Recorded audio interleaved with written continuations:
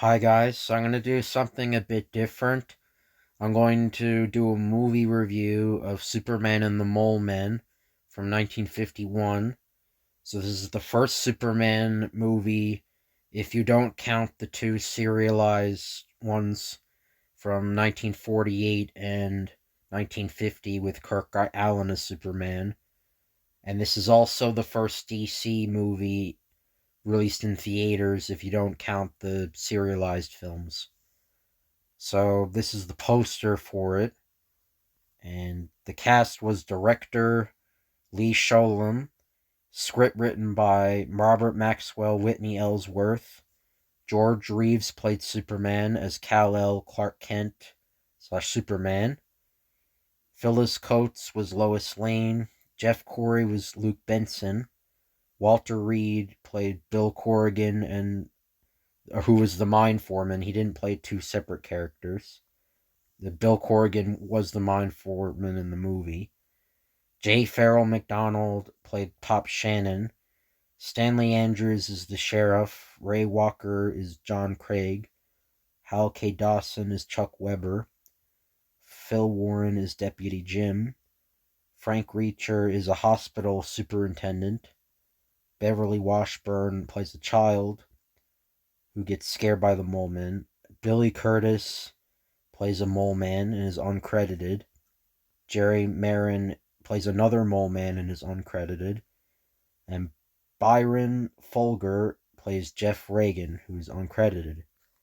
And here's another poster for the movie and the plot. So, Clark Kent and Lois Lane arrived in the small town of Silsby to report on the world's deepest oil well. That night, two small, furry, bald dwarf humanoids emerged from the shaft and scared the elderly night watchman to death. Lois and Clark arrived at the oil well and find the dead watchman. Clark and the foreman explore the surrounding area for signs of foul play, but then Lois glimpses one of the creatures. However, no one believes her when she tells them what she saw. The medical examiner is summoned, and he later leaves with Lois. Clark stays behind to confront the foreman, who confesses that the well was closed out of fear that they had struck radium and not oil. The foreman proceeds to show Clark ore samples that were collected during different stages of drilling. All of them glow brightly.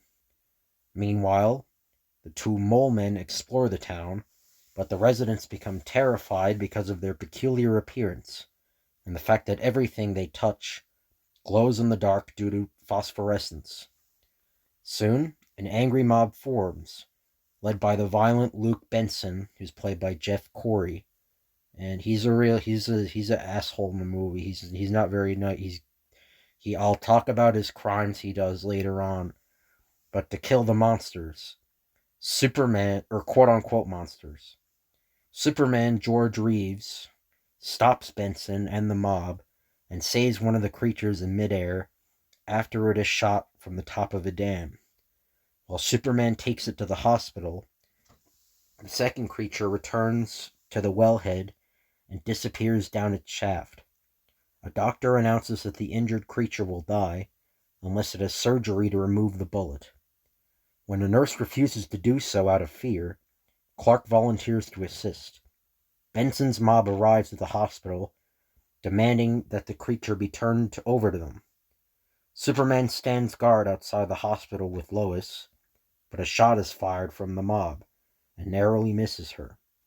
Superman sends her inside and single-handedly disarms the mob. Three more mole men emerge from the drill shaft, this time bearing a strange weapon. They make their way to the hospital, where Benson and his mob see them. Benson decides to go after them alone. The creatures fire their laser-like weapon at him, but Superman jumps in front of the ray, saving Benson's life. Superman fetches the wounded creature from the hospital and carries him alongside his companions as they would return to the wellhead. After descending back down, the molemen destroy the shaft, or drill shaft, ensuring that no one can come up or go down it. So yeah, the two sources I use, obviously I watched the movie. I watched it on it wasn't on Tubi. I was trying to find it on Tubi. It was some other thing I had to download off my TV. But I the two sources I used were Wikipedia and IMDb. So I copied and pasted the synopsis and then all the other stuff I wrote down, like the trivia section in IMDb. I used that, and I filtered out some of the things, and wrote my own opinions. So anyway, so here's the Mole Men. So they look really silly. They look a lot like Munchkins. So trivia. The movie was released on November 6, 1951. This is the first theatrical DC movie and Superman movie, discounting the various serialized films of the 1940s, which were more like the early versions of TV shows. Kirk Alyn, who played Superman in Superman 1948 and Atom Man vs. Superman 1950, was originally to have reprised his role, but he wanted too much money. So this was the first of only 3 live-action theatrical Superman films not to feature Lex Luthor. The others are Superman 3, 1983, and Man of Steel 2013. Jeff Corey, who plays Luke Benson, the villain, would later play Lex Luthor in the screen tests for Superman 1978, though he didn't end up getting the part, and obviously that went to Gene Hackman. From what I understand, the two main reasons Lex Luthor or any of the other Superman villains never appeared. So I was looking online and I saw a forum talking about it, but there are different people talking about it, but they said it was due to cultural issues at the time with violence in comic books in the 1950s, like the Comics Code Authority and that, with the show trying to make itself friendly and make itself separate, and also money issues with all the early superhero projects had to deal with. This is also the only live-action Superman film in which Perry White, the Daily Planet, and Metropolis do not appear. I think Perry White's mentioned, though. I'm not sure. I can't really remember. I think he gets mentioned. But at only 58 minutes, this is the shortest Superman film. At 37 years old, George Reeves was the joint oldest actor to make his live-action debut as Clark Kent/Superman. Kirk Alyn was the same age when he made his first appearance in the role in Superman 1948. The movie was meant as a backdoor pilot or proof of concept to the Adventures of Superman TV series. It succeeded, although it took a while to get made, with the show even at one point getting cancelled in production. The movie's theatrical release was a last resort to recoup the production budget when the networks passed on the show at first. The film was shot in black and white to shave $50,000 off the budget. Kellogg saved it as a sponsor, and the show became a massive surprise hit. Superman and the Mole Men was not the first aired episode of Adventures of Superman. That was Superman on Earth, which was an origin story. When Superman and the Mole Men was put on TV for the Adventures of Superman, it was adapted as a 2-part episode called The Unknown People. When it aired is conflicting because the episode list on Wikipedia says August 10th, 1953, but a part of the Adventures of Superman article states from a local newspaper source from New York called the Brooklyn Eagle that the 2 episodes weren't broadcast until 1954 and only on select stations. So I probably trust the later one compared to the former one. So the television version discarded the musical score by Daryl Kalker and replaced it with music from earlier episodes of the TV series. The chase scene with the Mole Men and the townspeople was trimmed, and all references to the Mole Men were gone. It is considered to be the unofficial finale to Season 1. The film was also released as a B-movie feature abroad in the mid-1950s, although many foreign viewers at the time were unaware of the television show that followed, as regular TV broadcasting outside of the US did not commence until several years after this film. I won't be talking about those 2 episodes, or yeah, I think it was 2 episodes. Yeah, 2 episodes when I discuss Adventures of Superman, because they are just trimmed from the movie. The laser-like weapon of the Mole Men, which they retrieved from their subterranean home in order to defend themselves and rescue their injured comrade, was a prop made by adding metal shoulder braces to one end of an Electrolux vacuum cleaner body. For the raised gun barrel, a standard metal funnel was attached to the other. Having the little mole men wear dark jumpsuits was a common convention of low-budget science fiction films. Without the finances to create a true alien outerwear, and the unacceptable idea of aliens wearing conventional street clothes, the onesie jumpsuit solved the problem conveniently and inexpensively. The mole man caught in the fire was played by Billy Curtis, one of the original Munchkins from The Wizard of Oz. Curtis would later appear on The Adventures of Superman, again as Mr. Zero, who was like a really loosely adapted version of Mr. Mxyzptlk.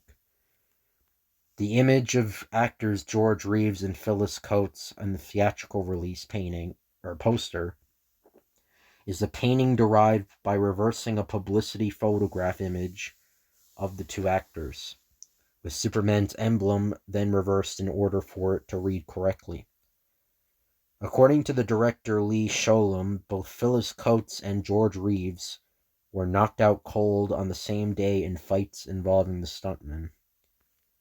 And the town exteriors were shot on the famous RKO 40 acres backlot, most famous for the exteriors used to portray the town of Mayberry in the Andy Griffith Show. I've never watched that show, but I think it's good though. But Adventures of Superman often use these same sets when needed. And there's a picture of the Superman helping the Mole Men. So the things I liked about this movie, the intro is really cool, and the music is fairly menacing, and the space background is good. There's comets and that shooting around. I think that it is a good thing that Superman's origin is only briefly discussed at the beginning, because his origin is being shown way too much in movies and TV series. George Reeves is amazing as Superman and Clark Kent. When he plays Clark Kent, he kind of reminds me of Batman a bit, because he's kind of a detective. I think his version of Clark Kent is probably my favorite of all time. Phyllis Coates is good as Lois Lane as well. The other actors and actresses are good in these roles. The movie is dark at some points, with the night watchman at the beginning dying, although he isn't killed and has a heart attack from the fright of the mole men. There is a second man who is mentioned to have died in a car accident inadvertently caused by the mole men, though this isn't seen. There are also parts that are more like a horror movie, with the mole men scaring people due to their appearance and sneaking around. One of the mole men is shot, another is almost burned alive by the villain Luke Benson. I admire that they did that in a superhero movie in the 1950s, when people were very politically correct. And the mole men are sympathetic characters who are curious and don't want to hurt anybody, but can't control the radiation they emit and their appearance. And they also inadvertently kill two people, which is probably why the townspeople act like they do. And they also, one of them is in the girl's bed, or two of them are in the girl's bedroom, and that probably makes them react the way they do either. But I don't know, they kind of still act like assholes though. But toward the end of the movie, they bring out a ray gun to defend themselves and get one of their own from the hospital. Superman sympathizes with them and helps them out because he is very similar to them in the way he's an outcast of sorts due to being an alien. Most of the townspeople are kind of assholes, as villains, randomly shooting the mole men and Superman unprovoked and sicking dogs on them.